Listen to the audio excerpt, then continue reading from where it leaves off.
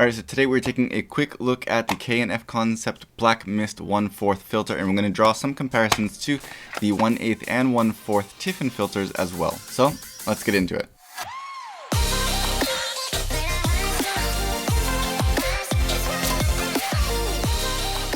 Alright, so just diving right in, the K&F Concept filter cost at the moment about $60 for a 77mm filter, and the Tiffen goes for about $90. So there's a 1/3 price reduction by going for the K&F version. According to their website, this has a highly crafted film layer on the surface to help it be anti-mold, waterproof, anti-scratch, and anti-oil. I'll have to see how that holds up over time, but in my use I have found that it does seem to be pretty resistant to things like fingerprints at least. They also claim that this should have no effect on sharpness, even on telephoto lenses. Now, I've mostly been testing this on a maximum of a 50mm lens, and in that case I haven't seen any hit on sharpness at all, but I will throw in here a 61 megapixel 180mm test just to kind of show you the extreme of whether or not that's really true. The build quality of the filter seems to be pretty decent. The 3.3mm filter rim is made of metal, of course, and it has a nice kind of texture on there that does make it easy to grab and twist on and off of your lens. They claim that this is ultra thin, and I wouldn't go that far. I'd say it's average. I've definitely seen thinner filters, but it hasn't seemed to cause any problems, of course, in my images so far. Now, I do also want to kind of highlight the case really quickly here. It's a pretty nice case. It's a hard plastic circular case, and it has that kind of twist off cap where you can take that off, and then the filter is in there held in place by some kind of rubber ribbing. Now, that's one place where I have a small weird complaint. The way that it best fits in here is to put the filter face out down into here, and it will kind of sit in between those little ribs that are in there to hold it in place. But that means that because it's face down, when you take it out, you then have to flip it around in your hand to be able to screw it onto your lens. So you can, of course, put this in here with the inside down, I guess you could say, and it kind of sits in there, but it's definitely made to be placed in here face down. Now, that seems like a small complaint, but of course, having to flip it over in your hand before you screw it onto your lens does mean it's one extra step that makes it even more likely that you could possibly drop this, so it's something that I thought was worth mentioning. Anyway, we'll take a closer look at some of the nuances of the effect of this lens and how it compares to the Tiffen in just a second, but it is also supposed to kind of soften skin, they say, so we're going to try it out on this camera right here. However, I do suspect that this backlighting is going to have quite a strong effect.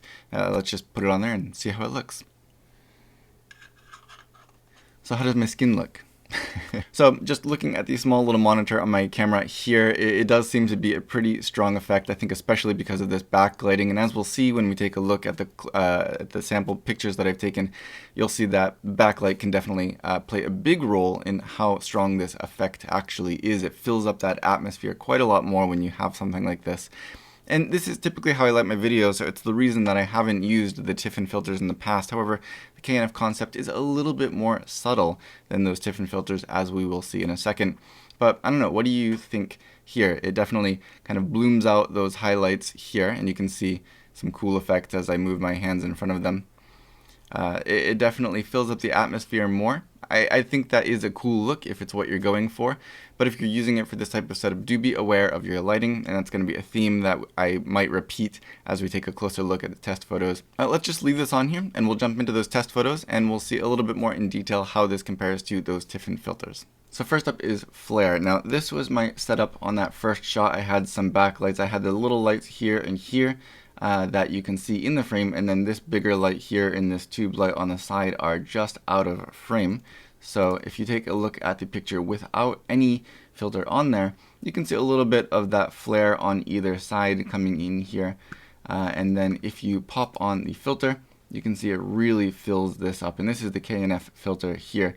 So that blue and that yellow from the backlights that are just out of frame really get filled into the atmosphere of this picture. And you can see on the right side here we had this kind of little bit of a shape to it, but when you pop on the filter, it really smooths that out. And I took this other picture here that you can see that a bit more clearly. Ignore the subject matter, but you can see this flare in the corner here. It has a bit of a clearly defined shape to it. When you pop on the filter, this is again the K&F filter here, you can see that it really helps to smooth that out. It definitely fills in the atmosphere overall, but it does also smooth out that overly clearly defined flare that we had in the first picture without the lens filter on there up top. Now if we're comparing all three of these filters, this first one on the top left here is the K&F, the next one is the Tiffen 1/4 filter, and this one down here is the 1/8 filter. So I was actually surprised to see that the two filters look fairly similar. Maybe you can see a slight difference in the bloom of the lights in the background from the 1/4 to the 1/8. I don't know. Both of them definitely seem stronger than the K&F filter. So K&F ends up being a little bit more of a subtle effect, which I think I like. And because that flare was showing up pretty intensely, I ended up taking away these two lights here that are outside of the frame, and this is without any filter. So again, no flare here. You've got lights in the background, but there's no flare. And if you pop on the filter, this is with K&F filter. It's a very subtle, cloudy type of effect, that dreamy type of effect that you get. Again, this is without the filter and with the filter. So you do get a little bit more of an atmosphere, but it's definitely more subtle than we had before because we're not dealing with that accentuated flare from those lights which were outside of the frame. Now, this is the K&F filter. If we step over to the Tiffen, this is the 1/4 Tiffen filter. So taking a look again, this is the KF, this is the Tiffen, and this is the Tiffen 1/8 filter. So Tiffen 1/4, Tiffen 1/8. Now here you can see clearly that the blooms around the lights in the background. Here's the 1/4 filter. This is the 1/8 and the 1/4. The 1/4 definitely gives a stronger bloom around those two lights, this kind of larger area here.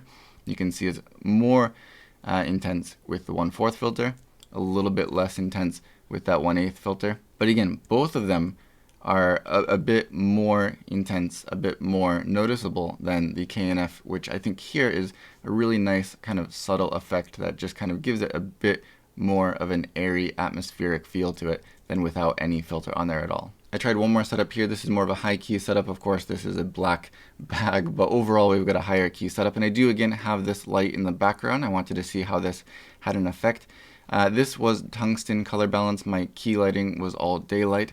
So the issue with that here is that with the main picture, you can see we're not really getting any intense flare, but once I pop that filter on, that backlight really does fill up this atmosphere with the color of that backlight. So you can see where we're dealing with a daylight key light here, and everything is, black as it should be. Once we pop on the filter, that tungsten color of the backlight kind of gives an overall tungsten film type of dreaminess over the entire picture. So the color of the backlight is definitely going to play an effect, and it's going to show up in your picture. But anyway, this is the K&F, this is the Tiffen, and this is the Tiffen 1/8 filter. Again, the Tiffen 1/4 to 1/8, the effect is not as I would expect it to be. The 1/8 at times can seem a little bit more intense, but I promise you, this was the 1/8 and this was the 1/4, and then back to the K&F filter and back to no filter at all. So in that same setup, if we turned off that backlight, this is now what we get with no filter, and this is what we're getting with K&F. So again, you can see it gives a little bit of that kind of atmosphere to the picture, but we're not dealing with the color cast from that backlight anymore. And now this is the Tiffen 1/4 and the Tiffen 1/8.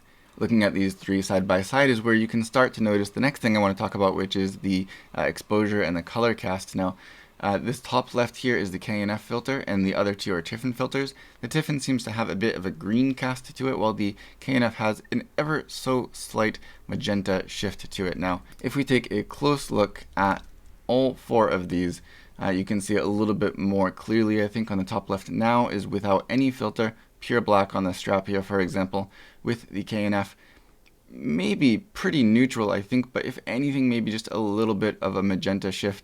Now with the Tiffen, I think there's a pretty noticeable green shift, but I would say that the K&F does better here in terms of color accuracy. If we look at these four pictures here with the color chart in them, it's really a very minimal shift with either of the filters, the K&F or the Tiffen filters. In practical use, I don't think it will be any problem. And if we're talking about exposure, I can't really see much of a difference. Maybe there's a very slight drop. If you look at this gray chip here, you can see it gets a little bit darker with the filters on, but it's a very minimal change in exposure. I think K&F claims 84% transmittance, and it seems to be, I guess, accurate. A very, very small effect on exposure, which seems the same between K&F and Tiffen. And while we're at it, let's look at the sharpness. Now you can see on the top left here, again, this is with no filter, focused more or less right where this little X-Rite logo is. And I think, of course, you get that little bit of haziness from these filters, but generally speaking, the texture on the top of the color checker passport here, as well as the clarity, the sharpness of the actual text, I think is pretty good. It doesn't seem to be very significantly affected by the filters. And again, if anything, I would have to say that the K&F does maybe just a hair better than the Tiffen filters do. So my main takeaway from this is, of course, that backlighting is key. Keep an eye on your lighting when you're using these filters, because the backlighting will have the most significant effect on what the change in your image looks like with and without the filter. And between the K&F and the Tiffen filters, I think that the K&F did better. The color cast is less noticeable and less of a problem. The sharpness is really great, and the effect of that bloom or that atmospheric effect that these filters give you, I think is a little bit more subtle on the K&F filter, which for me is just the perfect balance. And just overall, if I was to pick one of these up to use based on the effect that they have, I would go for the K&F because I think it's a little bit easier to manage. Now, of course, I would like to see how the K&F filter does hold up over time, but as far as I'm concerned, for the money that you save, I would have no hesitation, and if I was buying one of these filters right now, I would go for the K&F filter. I highly recommend it. But if you have any remaining questions or comments, please do let me know down below and I will do my best to get back to you. Or if you like this video, please consider giving it a thumbs up, subscribing if you haven't already, and as always, thank you for watching.